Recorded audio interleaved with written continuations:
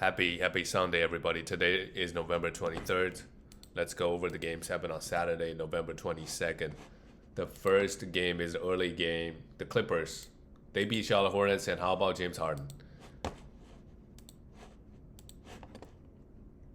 who is 37, 38, dropped 55 points. Look, he could have easily had 60 if he wanted to. 7 assists. It is versus the Charlotte Hornets. But it tells you like Harden still got it. It's just the way he plays. So many threes, get to the line a lot. Scoring is really easy for him, especially when he, when you shoot 62% from three, right? Versus a bad defense, that's gonna happen. Great. Harden, by the way, he played all the back to backs pretty much. He's a seventh ranked player. Amazing. If you drafted him at the end of first. And Kawhi's gonna be in and out of the lineup all year. Pretty bullish on Harden the rest of the year. He's just gotta be healthy, and of course for the Clippers to start winning some games, that's a big problem. Zubac, 18 points, 9 rebounds, 6 assists is pretty good. All the other guys, John Collins, he's been given plenty of opportunity, just hasn't really done much with it. 10 points and 7 rebounds, and they've been giving the young guy Kobe Sanders some minutes. For the Charlotte Hornets, how about Ryan Cockburner? He left the game 10 minutes early, so we got to pick up Dabate. He only played 25 minutes here. Before this game, versus the Clippers, you don't really get a lot of easy points. So he only had 6 points and 7 rebounds. Let's grab him. I don't know how long Ryan's going to be out. LaMelo still on a minute restriction. He had 5 personal fouls, 18 points, 7 assists. You just got to be patient with LaMelo. Once he starts playing 35 minutes, he's going to be good. Probably a buy low opportunity if you can. Look, if you can trade him, if you can get LaMelo for, I'm trying to see who's kind of outperforming, like Kawhi Ware, Ryan Rollins, I would do that trade too, right? These top of 40 players. Maybe someone is just frustrated with LaMelo and is really afraid LaMelo is going to be out rest of the season, like Okongwu, right? You try these guys. Brandon Miller is back. He's a must roster. 2 threes, 21 points is good. And Miles Bridges, his usage is going to come down quite a bit now. Brandon Miller is also back, 19 points. And Con Kanipo, 26 points, 6 threes. It's good at all. But with all the guys back and healthy, I do see him have a dip in usage as well. Had 1 steal and 1 assist and 1 rebound. He shot the ball really well. But, I'm worried. I'm a little bit worried about his usage. He's of course still a must roster. Just a little bit worried about his usage. Moving on to the next game, we have the New York Knicks losing to the Orlando Magic. The Magic, they are actually playing really, really well without Ben Carroll in the regular season at least. Ben Carroll obviously going to help them reach a higher ceiling. But 10-7, they're 7-3. They won't last 3. Mitchell Robinson in foul trouble, but you could always stream him for some rebounds and blocks. He had 2 blocks here. Karl Anthony Towns continue to struggle. No defensive stats, only 8 rebounds. Shot the ball really well from the free throw line, but Cat this year has been a little bit underwhelming. Only 26 ranked player so far on a per game basis. He should be top 15 on a per game basis, or even top 12. 22 points and 12.5 rebounds. These are good, but still just shooting 42% from the field and 2.7 turnovers. So once the efficiencies go up, maybe hopefully a little bit more blocks, he should be top 15. Jalen Brunson, great game with 33 points, 11 assists, and 3 threes, and pretty good efficiency across the board. Jalen Brunson is not going to give you a lot of defensive stats, so 0.8 steals on the season. Landry Shamet, did he get hurt? Only played 2 minutes. He was a good stream player when he was hot. If he got hurt or this game he didn't play so well, we could just drop and move on. Did he get hurt? I gotta look it up later. Mikal Bridges continues to get just amazing number of defensive stats. 2 steals and a block, 18 points. Continue to be super strong. And Josh Hart in the short term, yes. With OG Anunoby out, we could definitely roster him. He had 6 fouls in 28 minutes. And Jordan Clarkson also came off the bench because Miles McBride was out. So yeah, he's a guy that if all the guards are out, they have to give him some minutes. If you need points and threes, he'll give you exactly that. We look at the Magic. oh my God, Wagner just cooking he really cooked the Knicks. 13 for 19, 4 threes, 6 rebounds, 7 assists. Probably the biggest reason they won the game. Anthony Black off the bench is a plus 21. He's been playing really, really well. He's getting close to 30 minutes every night. So if you need some defensive stats, you need some scoring, some threes, right? For sure. Jalen Suggs also playing very, very well. But again, these guys, Banchero is out. So these guys getting a few extra shots with Banchero out. Desmond Bay also with Banchero had 27 points and 8 for 8 from the line. That's also pretty good. But I would really try to sell these guys, all three of these guys. Anthony Black, you maybe add him into a 2-for-1 trade. He needs to be rostered. He's playing too well right now not to be rostered. Well, just a 180th run player on the season. But the last couple of games, he's played pretty well. And he's averaging 1.5 steals and 0.6 blocks. It's about the defense. Wendell Carter Jr. plays just 21 minutes as well because he had 6 fouls. Let's go to the next game. This is another team. I think a couple of teams, like without their second supposedly best player, like Trae Young has been out, but the Atlanta Hawks has been winning a lot of games. They are 7-3 in their last 10. So, and Trae's been out for a while. And this game, they beat the horrible team, but still, a win is a win. Nikhil Alexander-Walker struggled here, 4 for 11, but that's okay. He's still a must roster until Trae comes back, and let's see how his minutes goes.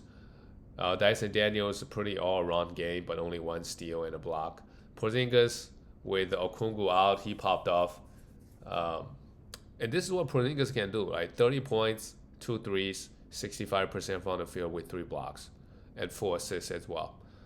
They do have a back-to-back. Let's see Porzingis is going to play. I highly doubt it, but maybe Okungwu will. Jalen Johnson, pretty quiet game, but still had a triple-double. Offensively, pretty quiet, but 11 rebounds, 9 assists, and still in a block. And he finally started missing some free throws. That's the concern with Jalen Johnson. I'm not very concerned about his counting numbers. Give him 35 minutes, he's going to get those steals, blocks, rebound, assists, and points. It's just the efficiency, 4 for 6 from the line. He was shooting way too good to start the season. He's still ranked pretty high, 12th ranked player, but on the season now, he's only shooting 80%. I think this number is going to be lower when the season ends. Maybe 75, 77%.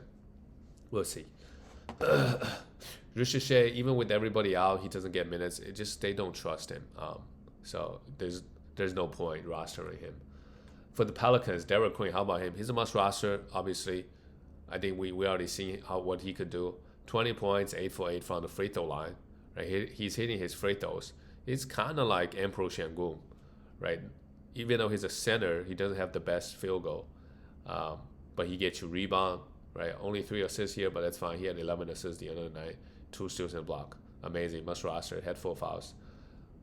Might be one of the only bright spot on this team. Zion, of course, with the back-to-back, is out. So Sadiq Bey actually could be a really good stream for points and rebound and threes whenever Zion is out. Trey Murphy hit 4 threes, 19 points. That's not bad. And Jeremiah Fears, he's getting 30-plus minutes. So if you're not worried about your field goal, for sure, he's a guy that you could roster. And I have no idea how good he is. He hasn't really had a good game, but they're starting him. They want to, develop him. And how many games is Zion going to play? Of course, he missed this game here. The next one, the Bulls at home, they barely beat the Wizards. Alex Sarr came back, no blocks, but 11 rebounds, 16 points is okay, and 2 threes. They're still playing, CJ 18 points and 3 threes, sure. At some point, I do expect guys like Bob Carrington to start and get 35-plus minutes. They started Corey Kispert, who had 3 threes. Of course, if he starts, he could be a nice streamer for threes. Bilo Coulibaly, most games, he just doesn't do anything. Another game, every once in a while, he's going to have a very complete game. You go oh my God, this guy's a must roster. And then most of the time, the game, he also had 4 fouls, but no defensive stats, 3 assists, and 2 rebounds. Is he a must roster? I think he needs to be rostered, but he's not, he's still very up and down. Keyshawn George, meanwhile, he's a must roster. My goodness. 12 rebounds, 7 assists with 4 steals, 17 points. He is putting up pretty good numbers, crazy good numbers this year. We look at Chicago. Vucevic only played 27 minutes, doesn't matter, had 28 points and 12 rebounds. And they finally started Kobe White. Struggled a little bit from the field, but still got 20 rebounds and 6 assists. That's good. And Josh Giddey with a big triple-double. 12 rebounds, 11 assists. And most importantly, he got the defensive stats. 3 steals and a block. But again, this game is versus the Washington Wizards. I do worry about Giddey's, to be honest, value the rest of the way. Of course, he's going to get a rebound and an assist. It's just the counting number. He's the 35th ranked player so far, shooting 75% from the line and 46. Yeah, I mean, he's not the best free throw shooter. And to be honest, if anything, with Kobe White back, he might lose just a tiny little bit usage, which shouldn't matter too much. But we'll see. On a per game basis, he was never going to be the top 20 player. But if you draft him in the second round for the rebound and assist, let's say you pair him up with Jokic, for sure, like your team is pretty stacked when it comes to counting numbers, and Jokic can carry your efficiency, especially your field goal. Ayo Dosunmu had played 29 minutes. He's very efficient, but the weird thing is he started but got fewer points, 8 points. Like if you want him, you could stream him, right? You can roster him just to see. Because he's shooting unbelievable at the moment, 58% or something, and then 90% from the free throw line. But sometimes it's better to come off the bench, so you actually get higher usage. Moving on to the next game, we have Detroit. Yep, they just keep winning, beat the Bucks. That's sometimes how fast things could change. Oklahoma City Thunder 3 years ago, they don't even make the playoffs. Right, Shea sits out in the entire month of April. Detroit 2 years ago, right, they're a joke of a team. Now they're number 1 team in the East. And that's what happens when you have a young core. Like all the starters are young. I mean, Tobias Harris is not young, but every single year they develop. Cade Cunningham, great game here, 29 points, 10 assists. Not really worried about Cade counting number-wise, but it's the same situation with Josh Giddey. I honestly much rather have Cade Cunningham than Josh Giddey when it comes to counting numbers, because he gets you defensive stats too, and more threes and more points. Maybe a little bit less rebound. Duncan Robinson hit 5 threes. He's playing really well on this team as well. I think with Duncan on the team, instead of Jaden Ivey, right, he's not really a sniper. He definitely can open up the floor for a lot of other guys. Jalen Duren continues to play super well. 5 assists here as well, but it's just no defensive stats. And Isaiah Stewart had 3 blocks. I like Isaiah Stewart in category leagues because of the blocks. This year he's been blocking a lot, so I don't mind having him. But of course, if you don't need the blocks, there's no reason to have him on your team. Ausar Thompson, 6 points, 2 steals and block. That's also pretty good. Is he a must roster? He's really up and down, but the upside is really there. So it's hard not to roster him, especially looking at those juicy defensive stats. For the Bucks, no Giannis. Ryan Rollins is really carrying a big sell high at the moment if you could. I still think rest of the season he should be a top 50, 60 player pretty comfortably. But with Giannis, he's scoring a lot more, 24 points and still at 2 blocks and taking 21 shots. AJ Green hit 5 threes. He could be a 3-point streamer. And with Giannis out, Bobby Portis gets 25 minutes only. But, 4 threes, 18 points is not bad. So I think he needs to be rostered before, as long as Giannis is out. Very solid points, rebound, and field goal. And Kyle Kuzma only plays 16. Yeah, he's just not good. But the Bucks team, sure, they can make the playoffs in the East. But that's not enough from Giannis' perspective. They got to get somebody to come. The next game is the Grizzlies beat the Mavericks 102-96. Super low scoring game, but you know who's a must roster? Zach Edey. 15 rebounds in 26 minutes. Of course, he's going to have foul trouble a lot of the time, just like Jaren Jackson Jr., but 1 steal and 4 blocks, pretty good. With him and Jaren Jackson Jr., their rim protection is pretty good. They're very big and pretty athletic. At 12 points, in 27 minutes is really good. Vince Williams, we need to roster him for now until the whole Ja Morant situation. Well, let's see. Let's see when Ja comes back. But 10 rebounds, 6 assists, and 2 steals is pretty good. Cedric Coward, pretty rough game here, but let's just roster him, continue to roster him because he's been very good. Santi Aldama, a big sell high. With Jaren Jackson Jr. out, he's been starting, getting big minutes. And you could argue like, hey, he's really good. Who knows? He might be better than Jaren Jackson Jr. Not on the defensive end, but offensively, I think he's really ahead of Jaren Jackson Jr. Just basketball IQ wise and shooting wise. 20 points, 8 rebounds, a steal, and 2 blocks, and 2 threes, pretty good. Let's try to sell high on him. But there's a few bright spot on the Grizzlies team, and even with this lineup, they still beat the Mavericks. So Cooper Flag again, another. I thought he's supposed to be very efficient, 75% from the free throw line and 4 for 15 from the field. Not the best game, but again, he shows us why we love him because he gives you everything. A steal and a block again, 7 rebound and only 1 assist. PJ Washington been putting up the numbers, and of course we don't know when AD is going to be back or if they're even trying this year, so that's fine. Continue ride with PJ and try to sell high if you can. Same thing with Daniel Gafford. He's been taking advantage with everybody out. 4 assists here too and 2 blocks. That's also pretty good, and Brandon Williams is also a must roster. Najee Marshall as well. Like, these guys are getting big minutes, and we know Najee Marshall can put up numbers. The Mavericks is a mess, and given their situation in the West, right? If they don't, there's no point rushing Kyrie Irving back. If they're gonna be out of the playoffs, they might just give Kyrie the year off, right? If things don't go the right way. Clay coming off the bench hits 6 threes. That's good, but let's not roster Klay Thompson. The next game, this game is a surprise. Kings been struggling. Denver, they just beat Rockets Friday night, but of course this is the back-to-back, right? Sometimes that plays a big factor on teams' performances. And Russell Westbrook, of course, versus the former team, he pops off with 21 points. He's a must roster. Zach LaVine had 15 points. Keegan Murray has been starting. So Dennis Schroeder, does he need to be rostered? I don't think so. He had, numbers-wise, he had a good game, 21 points and 7 assists. But if he's gonna come off the bench, playing 18 minutes, we don't need to roster him. But the numbers look good. He hit everything this game.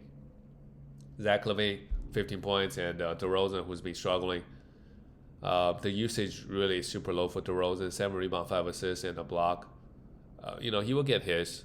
With Sabonis out, Drew Eubanks is somebody we could stream. Same thing with Precious Achiuwa if there's a back-to-back, but neither guy really have that much value.